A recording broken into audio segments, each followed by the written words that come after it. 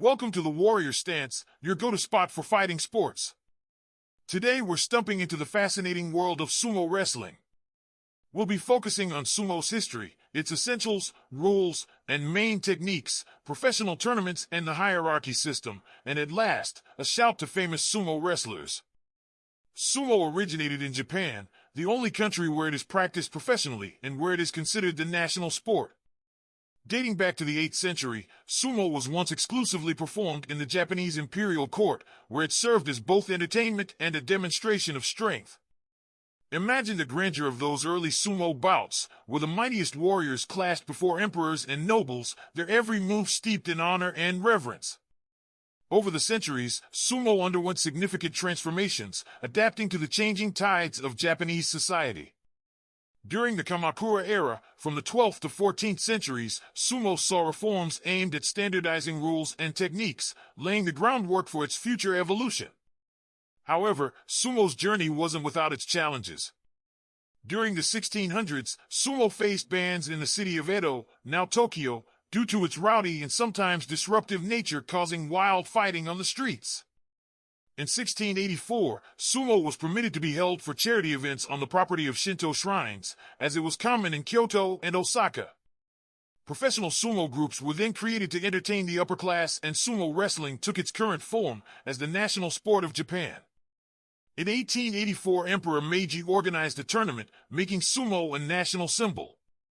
The same year, the Yomiuri Shimbun newspaper began publishing summaries of tournaments. The Japan Sumo Association, NSK, was created on December 28, 1925, and increased the number of annual tournaments from 2 to 4 and then to 6 in 1958. Finally, in 1953, the NHK begins broadcasting major tournaments on national television. Now, let's take a closer look at the essentials of sumo wrestling. Sumo is a form of competitive full-contact sport where a wrestler attempts to force his opponent out of a circular ring or into touching the ground with any body part other than the soles of his feet. At the heart of sumo are the Rikishi, the mighty wrestlers who dedicate their lives to mastering this ancient sport. But behind every formidable wrestler lies a structured system that supports and nurtures their talent.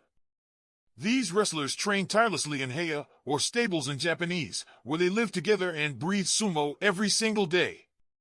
Each stable is overseen by an oyakata, or stablemaster, who acts as both mentor and guardian to the wrestlers under his care. The stablemaster is required to be a former Rikishi to become oyakata. The stablemaster and his wife, called Okami-san, also live in the stable and manage many aspects of the wrestlers' daily lives. In addition, each stable often have their own hairdresser, tokoyama, referee, gyoji, and announcer, yobidashi. No introduction of sumo would be complete without mentioning the traditional attire worn by the Rikishi. Sumo wrestlers wear the mawashi, a 30-foot-long belt that they tie in knots in the back. The wrestler will grab onto the other's mawashi and use it to help them leverage, push, and throw outside the ring or to the ground. Their hair is tied in a top knot, and wax is used to get it to stay in shape. The top knot, called a chanmage, is a type of samurai hairstyle which was once popular in Japan during the feudal era. In daily life, sumo wrestlers are required to wear traditional Japanese clothes called yukata. They must wear these traditional clothes all the time in public. There is no weight category for Rikishi, and it may happen that one of the fighters has more than double the weight of the other. Weights can range from 70 to 280 kilos, 154 to 617 pounds. However, wrestlers in the top divisions typically weigh around 150 kilos, 330 pounds, on average, a weight that seems most efficient to ensuring both stability and flexibility. But sumo isn't just about physical prowess, it's also deeply rooted in tradition and spirituality. Before every match, wrestlers partake in Shinto rituals to purify the ring by throwing salt to chase bad spirits and invoke blessings for a fair and honorable competition. The Dohyo-Iri ceremony is another highly formal and symbolic pre-match ritual. It is performed by high-ranking wrestlers to purify the ring where the matches take place and to showcase the wrestler's strength, dignity, and status. Matches begin with a face-off where both wrestlers must place their fists on the ground before charging at each other. The arena is called the Dohyo, It is a squared platform ring made of compacted clay, raised to a height ranging from 34 to 60 centimeters, 13.3 to 23.6 inches, and a circled rope with a diameter of 4.5 meters, 13 feet, to contain the combat area. There are 82 Kimarite, or authorized techniques that wrestlers can employ to achieve victory, some of which come from judo. From throws to pushes to grips, there are countless ways to outmaneuver your opponent and secure the win. Each technique requires precision, timing, and adaptability, making sumo wrestling as much a mental game as it is a physical one. Illegal moves are called kinjite, which include strangulation, hair pulling, bending fingers, gripping the crotch area, kicking, punching, poking eyes, and simultaneously striking both the opponent's ears. However, slapping and tripping are allowed. Now, let's talk about sumo tournaments and the structure that governs this captivating sport. The Japan Sumo Association, NSK, hosts 6 major tournaments known as Hanbasho, held throughout the year, each lasting 15 days. There are 3 Hanbasho at the Kokugikan Arena in Tokyo, and 1 each in Osaka, Nagoya, and Fukuoka. But what sets sumo apart from other sports is its unique hierarchy system, which determines the rank and status of each wrestler. Professional sumo consists of 500 to 600 wrestlers, grouped into 6 divisions. Makuuchi is the first division, consisting of 42 wrestlers divided into 5 ranks. At the top thrones Yokozuna, the grand champion, which is the highest rank in sumo. Yokozuna wrestlers are held to the highest standards and are expected to embody the ideals of sumo both on and off the dohyo.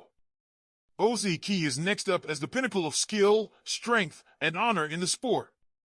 Third is Sekiwaki, consisting of at least 2 wrestlers. Fourth is Komusubi, also at least 2 wrestlers. Then comes Maegashira with more than 30 wrestlers. The 3 ranks Ozi-ki, Sekiwaki, and Komusubi in the Makuuchi division are collectively referred to as Sanyaku. Juryo is the second division, comprising 28 wrestlers. At the bottom of the hierarchy are Makushita, 120 wrestlers, Sandanmei, 200 wrestlers, Joni-dan, approximately 185 wrestlers, and Jonokuchi, approximately 40 wrestlers. As wrestlers prove themselves and climb the ranks, they may eventually reach the title of Sekitori, indicating that they belong to the top 2 divisions of professional sumo. These 70 wrestlers in Makuuchi and Juryo divisions are paid by the NSK. Now, let's take a closer look at some of the most legendary figures in the history of sumo wrestling, each leaving an indelible mark on the sport with their remarkable achievements. First, Taiho Koki, hailing from Hokkaido, Japan, dominated the sumo world from the late 1950s to the early 1970s. With an unparalleled record of 32 tournament victories, Taiho remains the most successful wrestler in sumo history, earning him the title of one of the greatest Yokozuna of all time. Next, we have Hakuho Sho, born in Ulaanbaatar, Mongolia, who rose to prominence in the early 2000s. With a staggering 44 tournament victories and counting, Hakuho holds the record for the most tournament wins in sumo history. His dominance in the ring has solidified his status as one of the greatest wrestlers of the modern era. Akebono Taro, originally from Waimanalo, Hawaii, made history as the first non-Japanese wrestler to reach the rank of Yokozuna. During his career in the 1990s, Akebono achieved remarkable success, winning multiple top division championships and leaving a lasting legacy as a trailblazer for international sumo stars. Shiinofuji Mitsugu, born in Hokkaido, Japan, was a formidable force in the 1980s, earning the nickname Wolf of Sumo. With over 31 top division championships to his name, Shiinofuji's fierce determination and unmatched skill made him one of the most beloved wrestlers of his generation. Asashoryu Akinori, from Ulaanbaatar, Mongolia, made headlines for his aggressive style and record-breaking achievements in the early 2000s.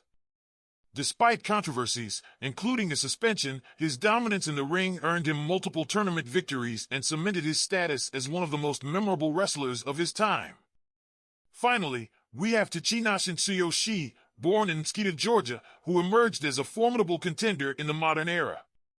With his powerful technique and sheer strength, Tachinashin achieved promotion to the rank of Ozi-ki, becoming one of the few non-Japanese wrestlers to reach such heights in recent years.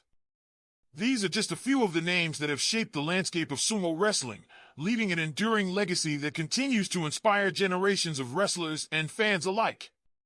Their contributions to the sport are a testament to the enduring power and allure of sumo. And there you have it. A brief tour of the amazing world of sumo wrestling. If you enjoyed this video, be sure to subscribe to our channel, smash that thumbs up button, and ring the notification bell to stay updated. Stay strong and stay tuned. Thanks for joining us on the Warrior Stance. Until next time.